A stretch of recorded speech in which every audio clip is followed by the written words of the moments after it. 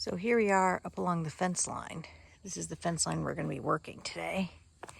And you can see evidence of some of the work we've already done, where we've taken down some of the buckthorn here from this corner.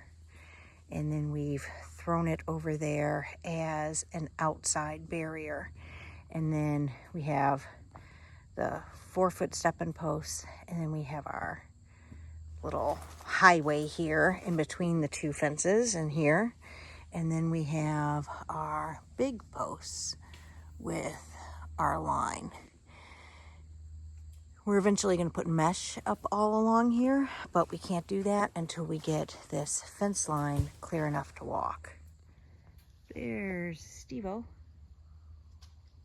already getting started.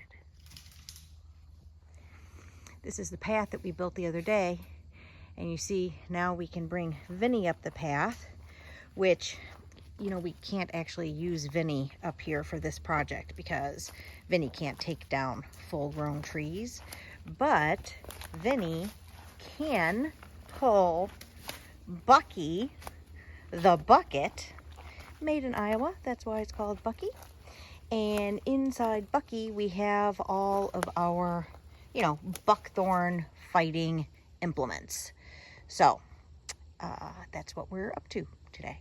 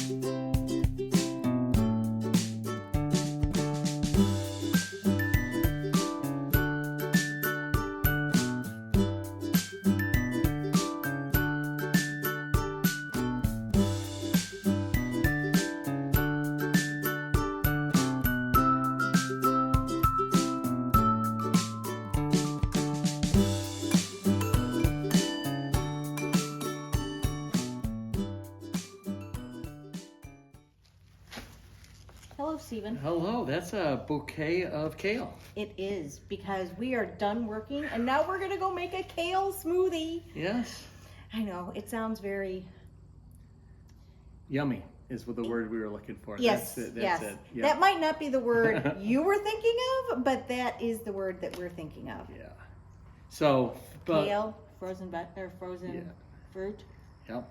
2.5 Orange juice. hours, 100 yards, straight through the forest along the Which fence actually line. sounds pretty impressive. I mean, that's a football field, right? 100 It yards. is That's a football field. It is. Right? So you think, great.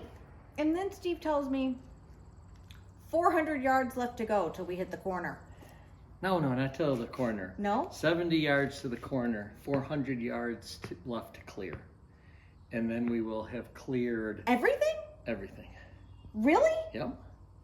Oh, that is much better news than I thought. Yeah. Because I thought 400 yards to the corner, that's going to take us another month at this rate. At this rate. Yeah. But Which- we're clearing way wider Yes. and completely. And we're piling the brush up where we actually want it, so that will be effective. So, Yeah. It's good.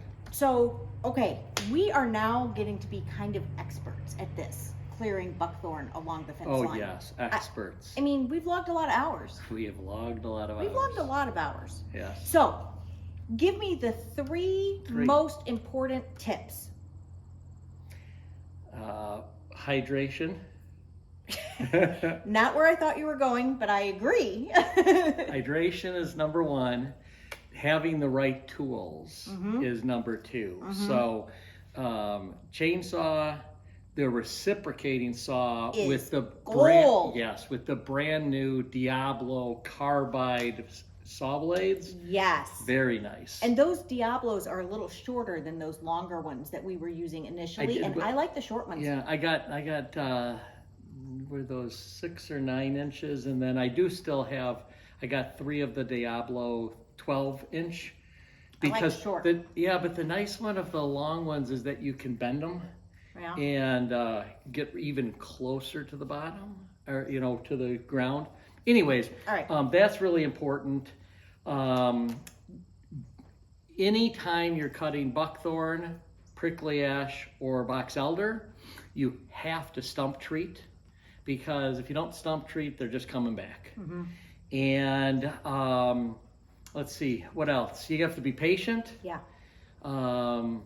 And you have to just take it at your own pace. Right. I think that the key is it cracks me up on YouTube, because now everybody on YouTube is under a time pressure, like on We got to get those- this done yeah. by 2 hours because Yeah, they're copying the HGTV. You got to be done in a weekend, Right. Or the reality TV.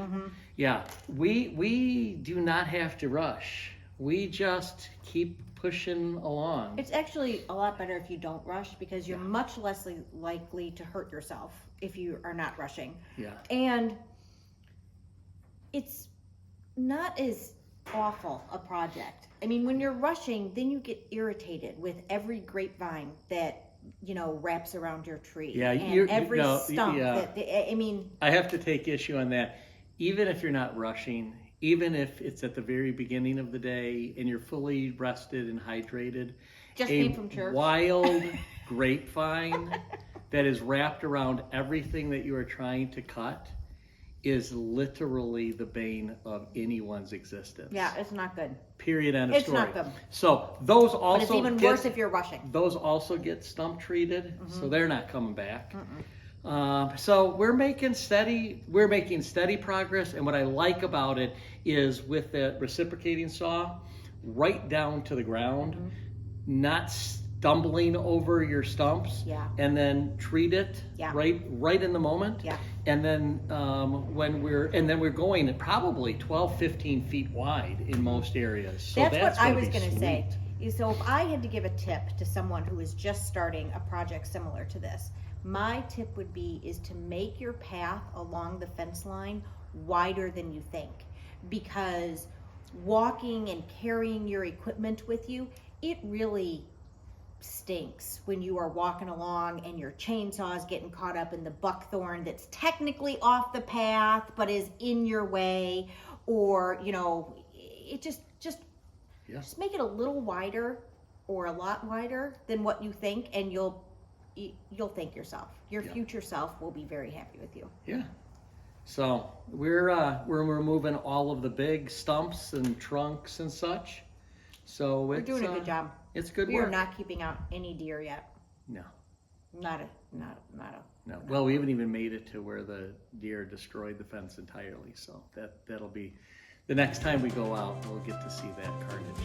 So we'll take video of the carnage. Yeah, it'll be great. All right. Say goodbye. That was really good. Say goodbye. Goodbye, everybody.